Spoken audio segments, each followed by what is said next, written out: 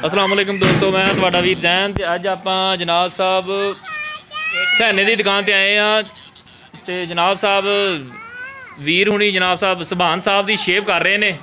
ਸੁਭਾਨ ਨੂੰ ਆਣ ਪਾਣੀ ਲਾ ਰਹੇ ਨੇ।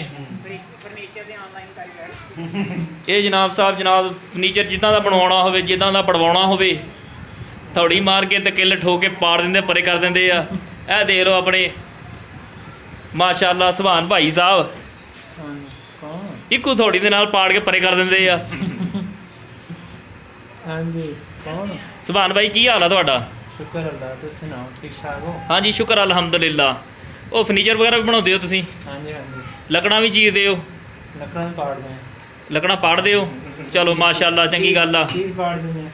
ਚੰਗੀ ਗੱਲ ਆ, ਕੋਈ ਚੀਜ਼ ਬਣੀ ਹੋਵੇ ਤੇ ਚੀਰ ਪਾੜ ਕੇ ਪਰੇ ਕਰਤੀ ਥੋੜੀ ਮਾਰ ਕੇ। ਹਾਂ ਫੇਰ ਨਵੀਂ ਬਣਾ ਦੇ। ਚਲੋ ਅੱਲਾਹ ਖੈਰ ਕਰੇ। ਹੋਰ ਕੰਮ ਸ਼ਮ ਕਿੱਦਾਂ ਚੱਲ ਰਿਹਾ ਤੁਹਾਡਾ? ਹਾਂਜੀ ਬਸ ਕਲਾਸ ਜਾ ਰਹੇ ਹਾਂ।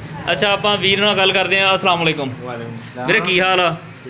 ਅੱਛਾ ਤੁਸੀਂ ਸੁਭਾਨ ਭਾਈ ਦੀ ਸ਼ੇਪ ਕਰਨ ਗਏ ਹੋ? ਹਾਂਜੀ ਮੈਂ ਕਹਿੰਦਾ ਅੱਧੀ ਕਰ ਦਿਓ ਅੱਧੀ ਰਹਿਣ ਦਿਓ। ਨਹੀਂ ਨਹੀਂ, ਪੂਰੀ ਸ਼ੇਪ ਕਰਨੀ, ਮੁੱਛਾਂ ਹਾਫ ਕਰਨੀਆਂ। ਮੁੱਛਾਂ ਵੀ ਲਾ ਦਿਓ ਨਾਲ, ਅੱਧੀਆਂ ਮੁੱਛਾਂ ਲਾ ਦਿਓ, ਅੱਧੀ ਦਾੜੀ ਲਾ ਦਿਓ ਤੇ ਇੱਕ ਪਰ ਵੱਡਾ ਰਹਿਣ ਦਿਓ ਨਾਲ।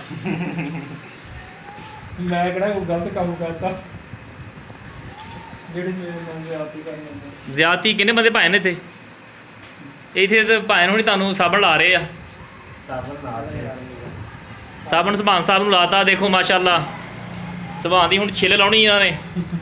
ਖੁੰਡਾ ਉਸਰਾ ਪਾਇਓ ਯਾਰਾ, ਬਲੇਡ ਖੁੰਡਾ ਹੋਵੇ ਸੁਭਾਨ ਨੂੰ ਪਤਾ ਲੱਗ ਜੇ ਤੇ ਲੋਕਾਂ ਦੀ ਕਿੱਦਾਂ ਛਿੱਲ ਲਾਈ ਦੀ ਆ। ਕਿਉਂ ਜੀ ਸੁਭਾਨ ਸਾਹਿਬ? ਸੁਭਾਨ ਸਾਹਿਬ ਆਪਣਾ ਨੂਰਾਨੀ ਸ਼ਰਾਇਤ ਨੂੰ ਕਰੋਗੇ ਥੋੜਾ ਜਿਹਾ? ਆਹ ਦੇਖੋ ਮਾਸ਼ਾਅੱਲਾ ਕਿੰਨੇ ਖੂਬਸੂਰਤ ਨੌਜਵਾਨ ਆ। ਦੁਨੀਆ ਇਹਨਾਂ ਨੂੰ ਲੱਭਦੀ ਫਿਰਦੀ ਆ ਕਿ ਲੱਕੜ ਪੜਵਾਉਣੀ। ਅਗਰ ਤੁਸੀਂ ਵੀ ਕੋਈ ਲੱਕੜ ਪੜਵਾਉਣੀ ਹੋਵੇ ਤਾਂ ਸੁਭਾਨ ਸਾਹਿਬ ਨਾਲ ਰਾਬਤਾ ਕਰੋ। ਤੇ ਅੱਜ ਆ ਵੀਰੇ ਦੇ ਹੱਥੀ ਚੜਿਆ, ਵੀਰਾ ਇਹਨੂੰ ਛਿੱਲਣ ਹੈਗਾ ਚੰਗੀ ਤਰ੍ਹਾਂ। ਵੀਰੇ ਯਾਰ ਚੰਗੀ ਤਰ੍ਹਾਂ ਛਿੱਲੀ ਇਹਨੂੰ।